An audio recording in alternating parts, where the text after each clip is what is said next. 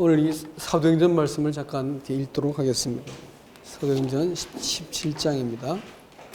23절 말씀부터 제가 읽겠습니다. 내가 두루다니며 너희에게 위하는 것들을 보다가 알지 못하는 신에게라고 새긴 단도 보았으니 그런즉 너희가 알지 못하고 위하는 그것을 내가 너희에게 알게 하리라. 우주와 그 가운데 있는 만물을 지으신 하나님께서는 천지의 주제시니 손으로 지은 전에 계시지 아니하시고 또 무엇이 부족한 것처럼 사람의 손으로 섬김을 받으시는 것이 아니니 이는 만민에게 생명과 호흡과 만물을 친히 주시는 이심이라. 인류의 모든 족속을 한 혈통으로 만들사 온 땅에 살게 하시고 그들의 연대를 정하시며 거주의 경계를 한정하셨으니 이는 사람으로 혹 하나님을 더듬어 찾아 발견하게 하려 함이 하심이로되 그는 우리 각 사람에게서 멀리 계시지 아니하도다. 우리가 그를 힘입어 살며 기동하며 존재하느니라. 너희 시인 중 어떤 사람들의 말과 같이 우리가 그의 소생이라 하니 이와 같이 하나님의 소상이 되었은즉 하나님을 금이나 은이나 돌에다 사람의 기술과 고안으로 새긴 것들과 같이 여길 것이 아니니라.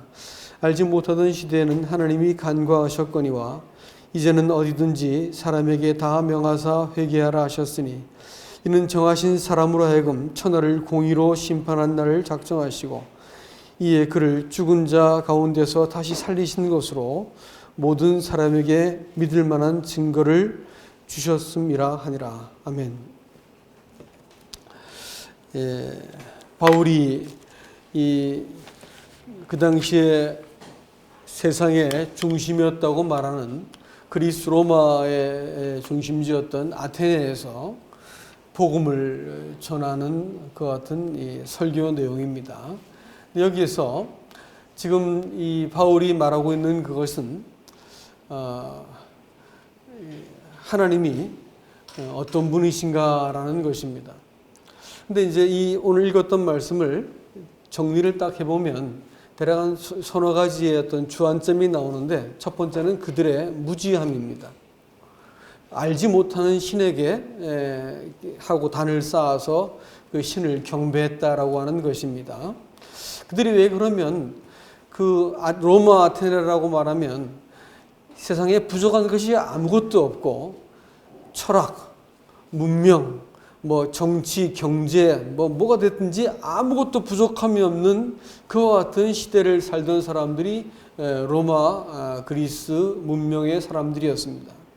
그럼에도 불구하고 왜 그들은 그 신들을 찾았을까? 그것도 알지도 못하는 신인데도 불구하고 혹시 자기가 신을 섬기는데 빼먹고 못 섬기는 신이 있을까 싶어가지고 신을 그렇게 신전을 만들어서 이렇게 제사를 드렸던 것입니다. 여러분, 메가더가 전쟁을 마치고 돌아가면서 한 얘기가 뭐라고 말하냐면 앞으로 전쟁은 힘에 의해서 되는 전쟁은 아마 소규모일 것이다. 앞으로 전쟁은 힘으로 되는 것이 아니고 경제를 가지고 전쟁을 하게 될 것이다. 그래서 경제력을 가지고 나라를 침범하고 지배하게 될 것이다라고 했습니다. 그런데 경제는 결국은 윤리의 문제다. 가진 자가 어떻게 그것을 운영하는가에 따라서 윤리의 문제라는 것을 얘기했습니다. 윤리라고 하는 것은 결국은 신학의 문제다. 하나님을 인정하지 않으면 윤리라는 것은 존재하지 않기 때문에 하나님이 계셔야지 무엇이 옳고 무엇이 잘못되었다고 판정을 할 수 있지 않습니까? 결국은 모든 것은 뭐냐면 하나님과의 관계에 달려있다. 이렇게 이야기를 하고 가게 됩니다. 사람들은 사실은 하나님과 사람과의 이 관계를 바르게 맺지 못하기 때문에 인생이 불행해지는 것입니다. 여러분, 이 고타마 시타르다라고 하는 사람이 그 왕자로 태어나가지고 조금만 있으면 이제 왕위를 계승할 때가 되었고 자식도 나왔습니다. 그런데 어느 날 이렇게 자기 그 신하들과 함께 자기 그 성의 남쪽 성문을 이렇게 나가게 되었어요. 나가서 성문을 나가서 보는데 어떤 사람이 그 눈곱을 붙이고 온몸이 이렇게 구부러져 가지고 기력이 없어 가지고 간신히 걷고 그다음에 얼굴이 다 쭈글쭈글해지고 이빨이 빠지고 눈도 잘 못 보고 지팡이를 짚고 이렇게 휘청휘청 걷는 그 사람을 보고 저 사람은 왜 저러냐 이렇게 물었습니다. 그랬더니 늙어서 그렇습니다. 나도 그럼 늙은 것인가? 예, 왕자님도 늙습니다. 모든 사람이 늙지 않는 사람이 없습니다. 이렇게 대답을 합니다. 그러니까 시타르다가 낙심이 되어가지고 그날 저녁에 돌아와서 고뇌에 빠졌어요. 또 며칠 지나가지고 이제 이 서문을 이렇게 나가게 되었는데 그 여러 사람들이 누워 있는데 이제 병들어서 비명을 지르고 그 고통을 하고 있는 사람들을 막 죽기를 구할 만큼 고통을 하고 있는데 고칠 수가 없어가지고 병들어서 이렇게 막 죽어가는 사람들을 바라보면서 저 사람들은 왜 저러냐? 병들어서 그렇습니다. 나는 병 안 들 수 없겠냐 했더니 아무도 병들지 않고 살 사람은 없습니다. 이렇게 말하니까 시타르드가 그만 근심이 되어가지고 또 성 안으로 들어옵니다. 또 얼마 지나가지고 그 동문으로 또 나가게 됩니다. 나가서 봤더니 사람들이 어깨에다가 사람을 이렇게 메고 가는데 이제 그 동네 그 인도에서는 시신을 이렇게 바깥으로 보여주는 거 있죠. 저 사람은 왜 저러냐 했더니 막 뒤에서 통곡을 하고 사람들이 뒤를 따라갑니다. 죽어서 그렇습니다. 나도 저렇게 죽는 것이냐 했더니 아무도 죽음을 피할 수가 없습니다. 시타르드가 자기가 이제 왕이 될 것이고 모든 부귀영화를 다 가지고 있는데 자기도 늙을 것이고 병들 것이고 죽는다고 생각하니까 아무런 의미가 없어졌습니다. 한날은 이제 북문을 향해서 이렇게 나갔는데 사문이라 부르는 어떤 사람이 이제 그 평온한 표정을 짓고 이렇게 그 수행을 하는 걸 보고 저 사람은 누구냐? 사문이라는 사람이 올시다. 저 사람은 뭐하냐? 행복을 찾고 그다음에 삶과 그 생로병사 이 굴레를 벗어버리기 위해서 그 도를 찾는 사람입니다. 부도하는 사람이고 행복을 찾기 위해서 저렇게 수행을 하고 있습니다. 집에 돌아와가지고 아버지한테 얘기합니다. 아버지, 저 출가하겠습니다. 이렇게. 그 아버지가 펄쩍 뛰죠.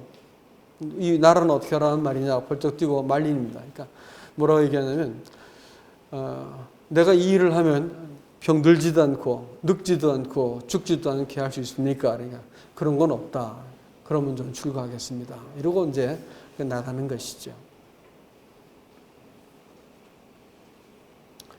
그리고 소위 이 수행을 하면서 보는데 이 사람이 왜 이 죽음의 생로병사, 죽음의 고통을 맞는가라고 봤더니 알고 보니까 태어나기 때문에 그런 것을 알게 되었습니다. 태어난다는 것은 존재한다는 거예요. 존재를 불어서 꺼버리면 존재가 없어지고 자기를 비워버리면 이 생로병사의 이 굴레에서 벗어나겠구나. 이래가지고 이제 자기를 비우기 위해서 고행을 한다고 하는 것이 오늘날 이제 불교의 이제 효시가 됩니다. 여러분, 근데 그 사람이 수행을 하는데 이러는 거예요.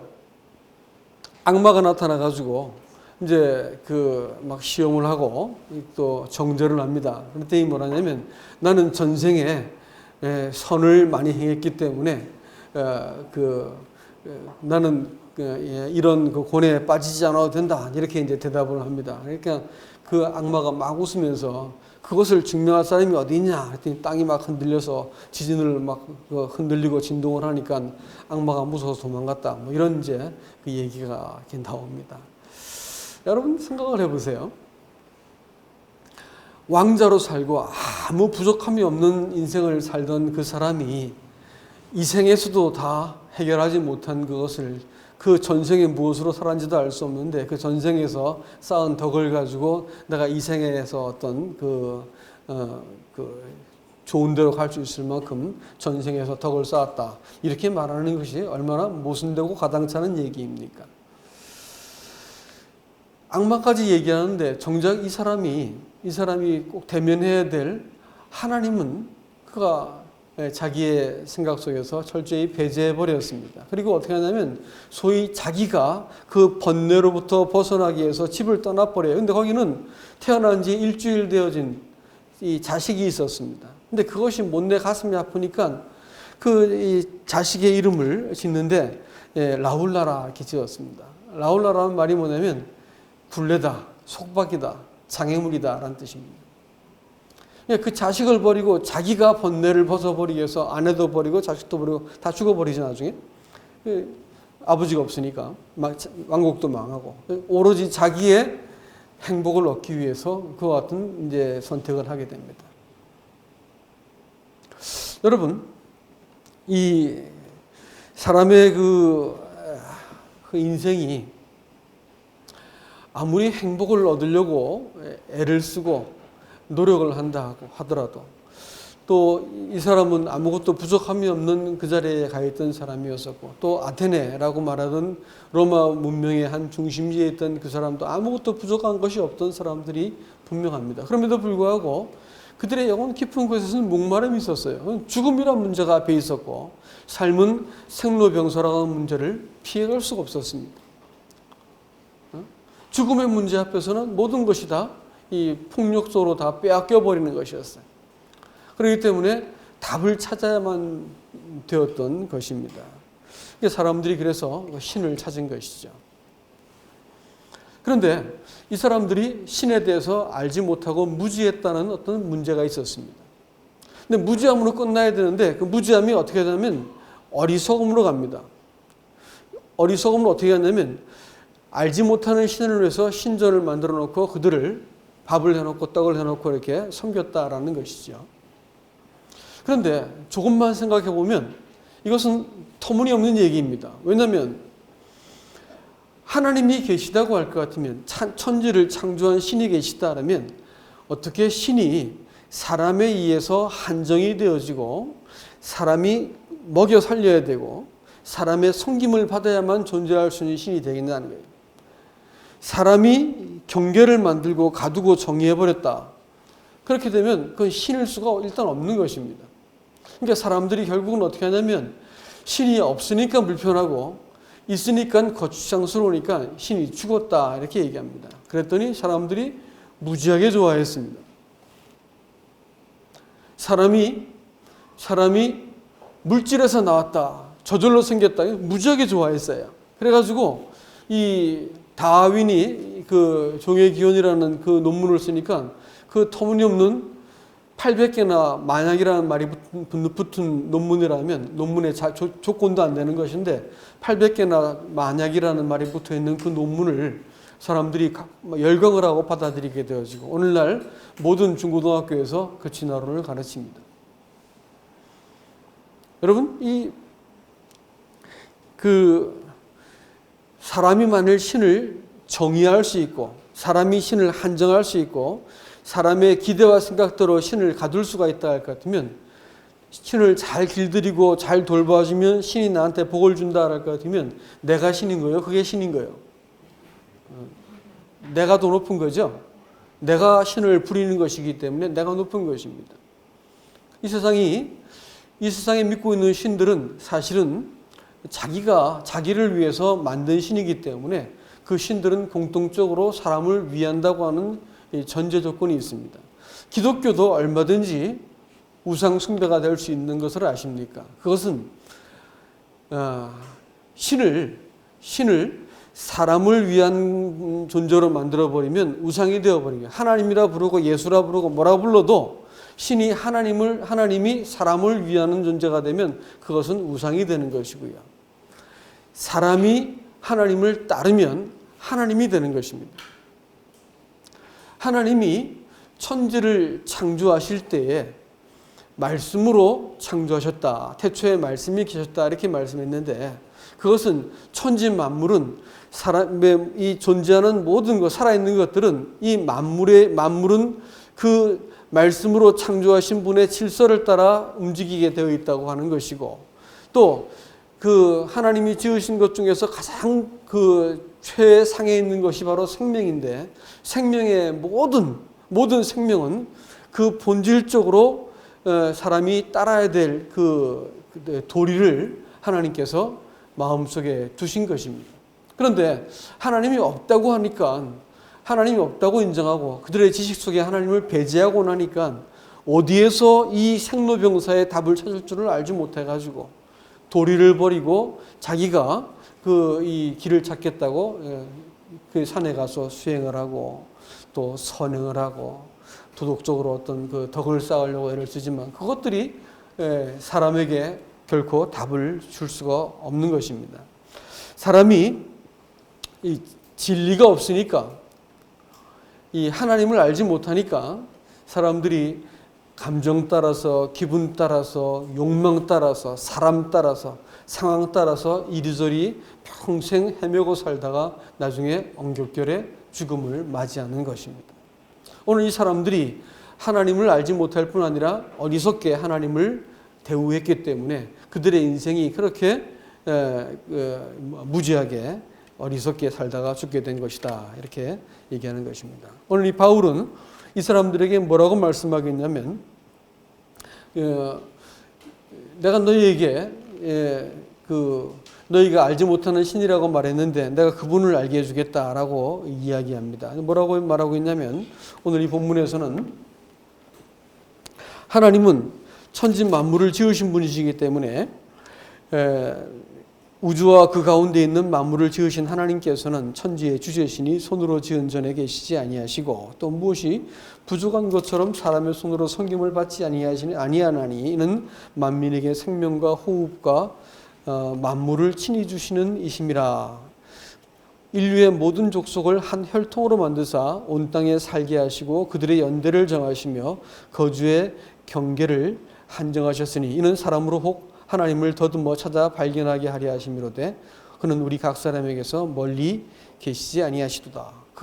우리가 그를 힘입어서 살며 기동하며 존재하느니라.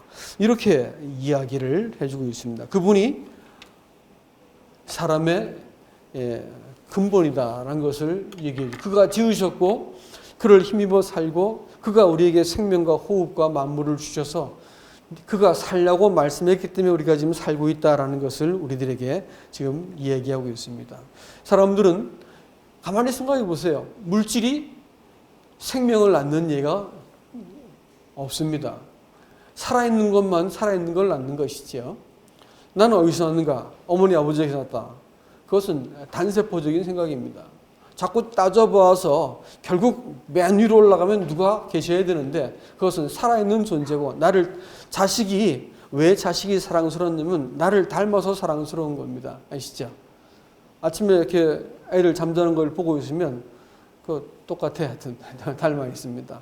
애들 한 짓을 보더라도 어미하고 아비를 참 닮았다라는 생각이 들어지죠. 우리가 누굴 닮았을까요? 아버지를 닮았는데 거슬러 올라갈 것 같으면 그거 하나님을 닮은 겁니다. 그렇기 때문에 사람 속에 뭐가 있냐면 의로움이 있어요. 사람이 만일 물질이라고 할 것 같으면 거기에 무슨 정의가 있겠습니까? 사람들은 정의를 찾지 않으면 정의롭지 못할 것 같으면 못 견뎌요. 그래서 데모도 하고 싸움도 하고 목숨을 걸고 정의롭지 못한 관계를 할 것 같으면 그걸 자꾸 이렇게 부딪히게 되어 있는 거예요. 하나님은 사람의 마음속에 정의를 주셨고 또 사랑하거나 사랑받지 못하면 살 수 없게 만들어 놓으셨고 이성을 주셔가지고 이치에 닿지 않는 것을 못 견디게 만들어 놓으셨습니다. 그것은 창조하신 하나님을 닮아서 그런 거예요. 근데 사람들은 이 만물이 물질에서 나왔다 뭐 이렇게 또 얘기하고 뭐 저절로 되었다 뭐 이렇게 얘기합니다. 만일 만물이 저절로 만들어졌으면 여러분들은 뭐요? 여러분은 한낱 뜬구름입니다. 허구요. 존재하는 모든 것은 다 허구가 되는 것입니다. 어떤 사람은 이렇게 말하십니다. 사람은 하나님을 대면하는 것에서부터 인생이 시작되고 하나님을 대면하는 것으로 인생이 마친다 이렇게 얘기했습니다. 하나님을 대면하기 전까지는 먹고 배설하는 그와 같은 짐승과 별반 다를 바가 없습니다. 그러나 하나님을 딱 대면하게 될 것 같으면 내가 누구구나라는 것을 비로소 알게 되어져요. 내가 누구다라는 것이 비로소 알게 되어지고 그때부터 사람의 생명이 시작됩니다. 그래서 생명이라는 말이 명령하다는 말이라고 했잖아요. 명령한다고 하는 것은 하나님 앞에 무릎을 꿇고 있는 모습을 이 하나님 말씀 앞에서 무릎을 꿇고 있는 모습이 갑골문에 정확하게 나타나고 있습니다. 인생은 자기 욕망을 채우기 위해서 존재하는 것이 아니고 하나님의 명령을 이 땅에서 수행하도록 우리에게 기회로 보내진 자들인 게 그냥 인생 앞에 이렇게 던져진 존재가 아니에요. 우리를 이 땅에서 하나님께서 자기의 뜻을 행하고 살도록 우리를 보내신 것이라고요. 6월 24일 날 깜짝 놀라는 어떤 그런 미국에서는 최소한 뉴스가 나왔는데 헐리우드의 아주 거물인 스티브 빙이라고 하는 사람 재산을 조부부터 부자여가지고 7,100억이나 되는 돈을 갖고 있는 사람이었습니다. 예쁜 자식 하나하고 아름다운 아내가 있었습니다. 아무것도 부족한 것이 없어. 7,100억이나 있었어 돈이. 근데 이 스티브 형이 자살을 해버렸어요. 여러분 그렇게 갖고 싶었던 아름다운 부인과 가정과 자식과 그 많은 돈과 명예와 심지어는 클린턴이라는 사람이 대통령이 그의 죽음을 애도하고 나의 가장 친한 친구 어쩌고 막 하면서 애도를 할 만큼 정말로 갖고 싶은 모든 것은 다 갖고 있는 사람이 자살해버렸어요. 왜 그랬을까요?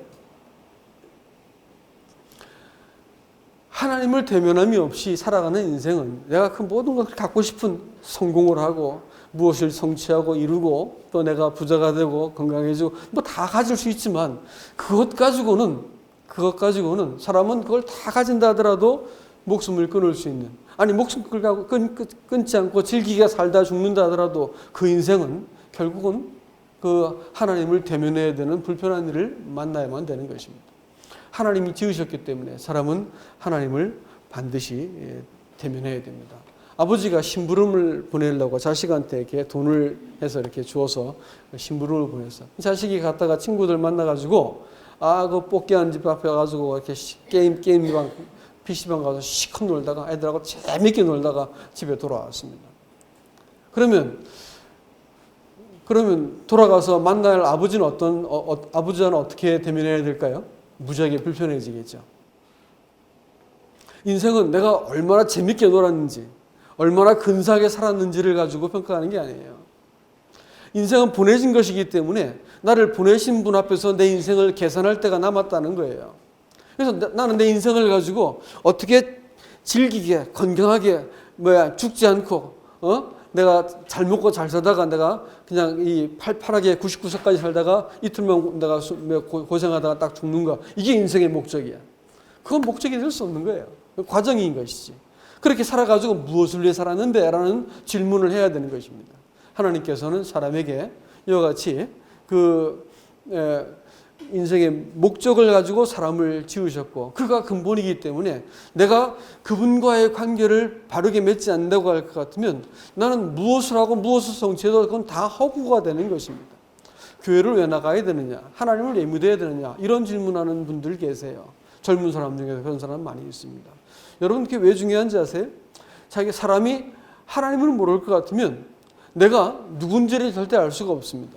내가 하나님을 모른다 할 것 같으면 내가 무엇을 하고 인생을 살아도 그것은 다 허구가 되기 때문에 그렇습니다. 내가 하나님을 알지 못할 것 같으면 내가 잠시 후에 만날 그분과 더불어 아주 불편한 관계를 불편한 대면을 해야 되고 성경은 영원한 심판에 대해서 이야기하고 있습니다.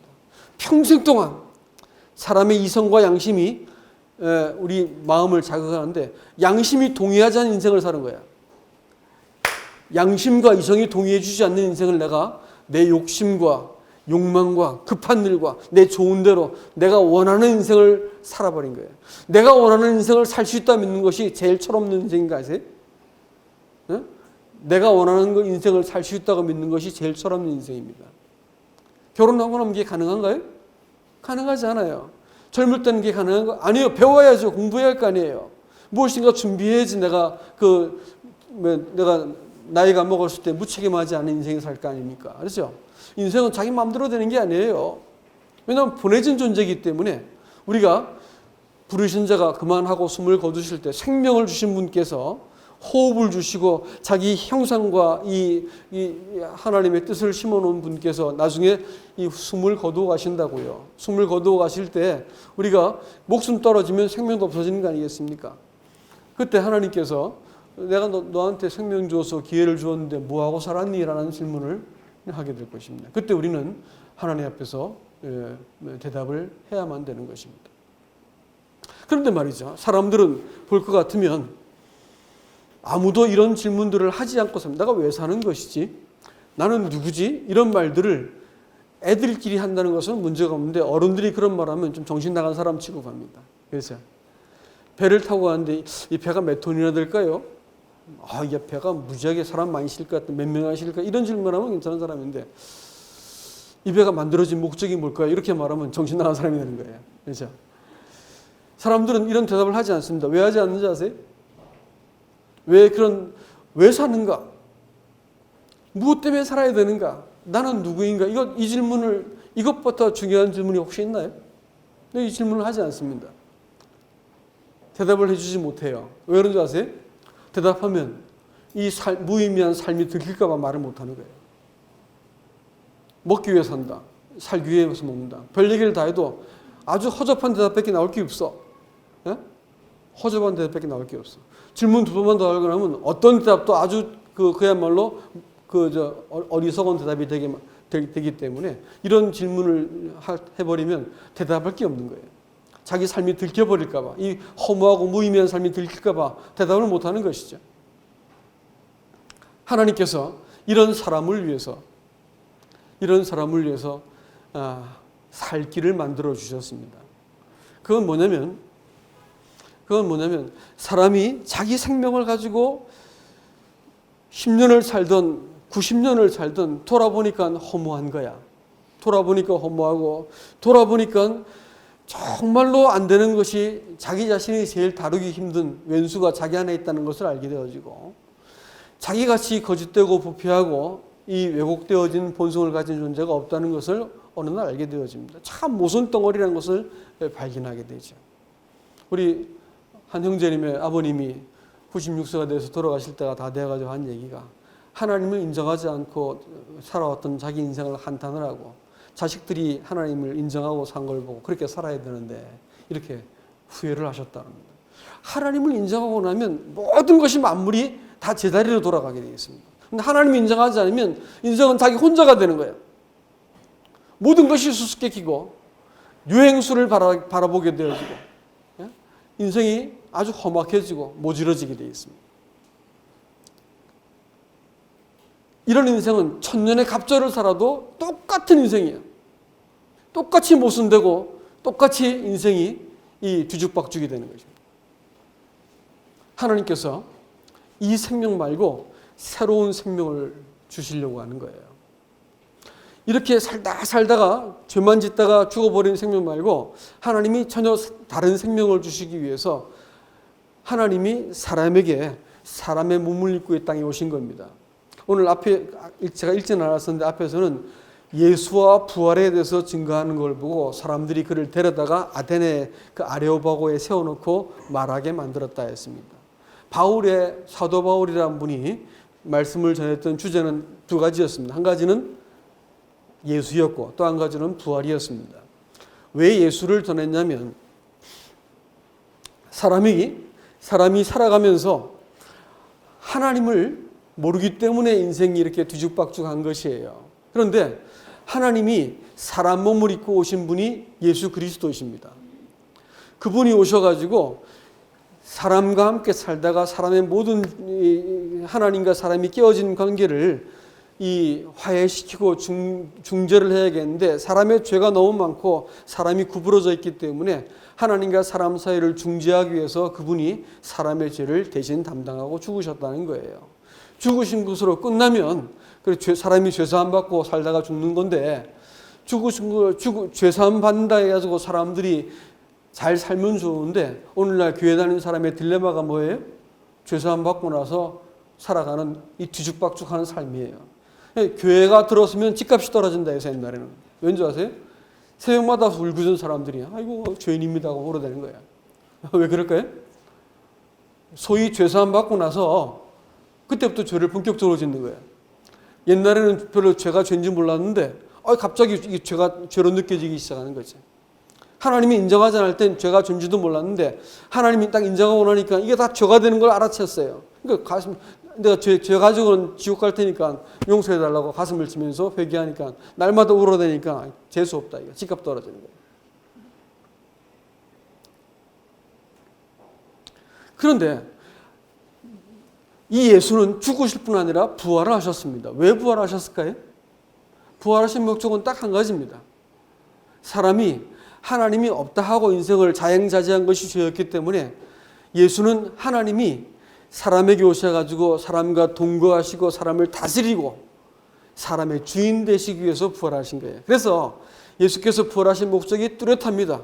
그가 왕과 임금과 그리스도가 되기 위해서 부활했다고 사도행전 5장 30절은 말하고 있습니다. 다스리기 위해서 부활하셨어요. 그래서 부활하신 분께서 사람과 함께 거하시게 되어서 사람이 그분과 함께 가기만 하면 살아가는 이 모든 삶의 과정 속에서 그분이 우리를 하나님께 자격이 있는 사람으로 만들어주겠다라는 것이 오늘 본문이 말하고 있는 복음인 것입니다. 여러분, 살인하지 말라, 도적질하지 말라, 간음하지 말라, 거짓 증거하지 말라. 이 계명이죠. 10계명. 이거 예수 믿는 사람이 지켜야 될까요? 지키지 말아야 될까요? 지켜야 됩니까? 율법을 지켜야 돼? 이렇게 말하기 헷갈리죠. 이 10계명의 저촉에 되면 어떻게 할까요? 나 외에 다른 신을 섬기지 마라. 내 이름을 망령되이 부르지 말아라. 이 10계명이 만일 깨어지면 어떻게 할까요? 천국 갈 수 있습니까? 갈 수 있다고 생각하시는 분 손 한번. 이렇게 하면 헷갈리겠지. 자, 그렇게 말 안 할게. 이러면 또 상당히 불편해질 것 같으니까. 하나님은 거룩하세요. 그렇죠? 말씀이시라고요. 근데 그분이 최소한 요만큼은 지켜야만 나하고 대화는 나눌 수 있겠다라는 것이 그 기준이 바로 10계명이었어요. 하나님이 거룩을 포기하고 사람을 만났을까요? 사람을 거룩하게 만들어서 사람과 만나셨을까요? 그렇죠. 그래서 사람을 위해서 십자가에서 죽으셔가지고 사람의 죄를 대신 담당하신 거예요. 그렇죠? 그러니까 하나님은 사람이 거룩하게 만들어 놓으신 것이고 거룩하게 되어야만 되는 거예요. 안 되면 어떻게 돼요? 안 되는 거예요. 그러니까 구약 시대 때는 그렇게 사람들을 위해서 대신 가가지고 싸워주시고 광야를 통과하시고 또 가나안 땅에 들어가시고 다 이놈들하고 잡아가지고 다 물리쳐줘가지고 살게 만들었어요. 그런데 그 사람들이 잘 살았을까요? 잘 살았을까요? 신명기 4장에서는 너희가 들어가자마자 쫓겨날 거다 그랬어요.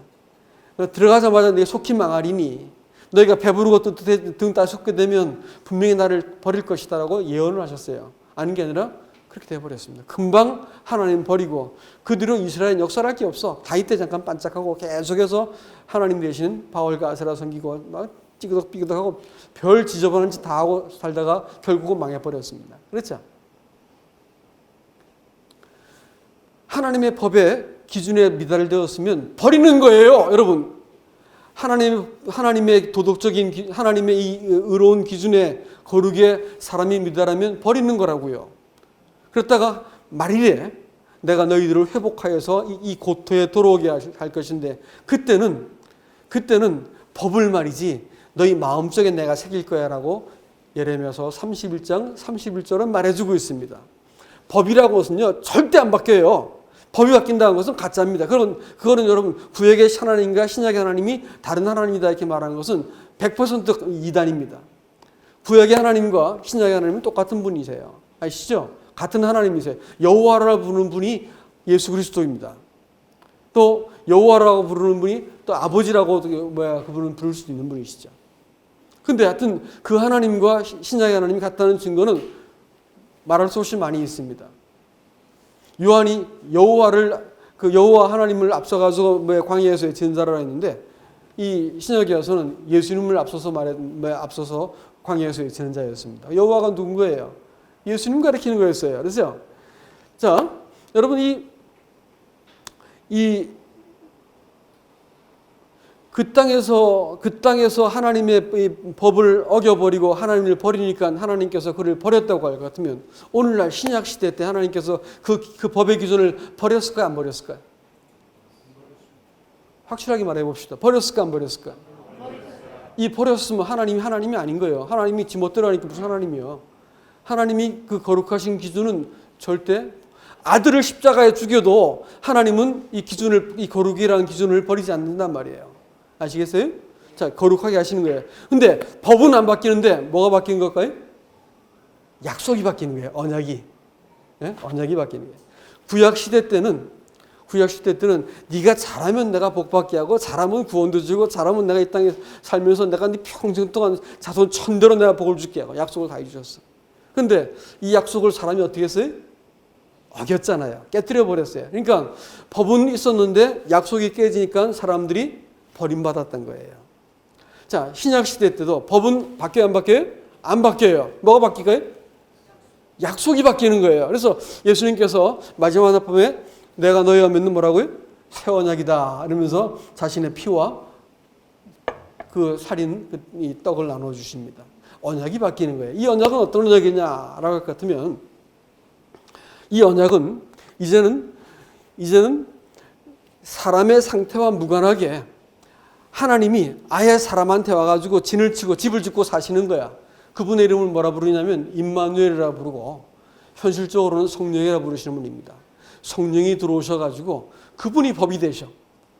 그분이 법이 돼가지고 옛날에는 이거 죄도 아니었었는데 이상하게 그게 내 마음속에 걸리는 거야. 옛날에는 내가 그런 거 보고 문제 없었는데 이제는 내가 뭔가 이렇게 착한 일을 해야만 될 것 같아. 이제 마음속에 새로운 법과 동기와 힘과 그 무엇이 되어가지고 사람을 하나님께로 나아갈 수 있게 만들어주는 어떤 그 강력한 힘이 되시고 인도자가 되시고 길잡이 되셔가지고 사람 속에 턱 찾아오신 거예요.